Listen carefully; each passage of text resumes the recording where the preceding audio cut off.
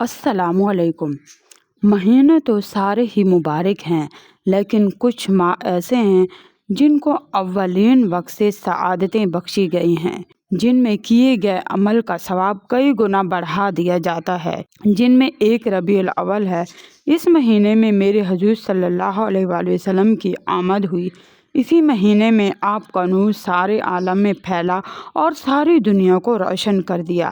آپ ہی کی وجہ سے ہم جنت کے مستحق ہیں اور قیامت کے دن بھی آپ کی شفاعت کے امیدگار ہیں۔ یکم ربیع الاول سے لے کر 12 ربیع الاول اور کئی علماء ربیع الاول کے پورے مہینے میں اس وظیفے کو کرنے کا کہتے ہیں۔ یہ وظیفہ درود پاک کا وظیفہ ہے جو ہم نماز میں پڑھتے ہیں۔ وظیفہ کرنے کا طریقہ یہ ہے: عشاء کی نماز کے بعد اکیلے میں بیٹھ کر نبی پاک صلی اللہ علیہ وآلہ وسلم پر 21 مرتبہ درود پڑھنا ہے۔ کئی ساری کتابوں سے اس وظیفے سے نبی پاک کا خواب میں دیدار نصیب ہونا لکھا ہے۔ آپ بھی اس پاک مہینے میں ضرور عمل کریں اور مجھے اپنی خاص دعاؤں میں یاد رکھیے گا۔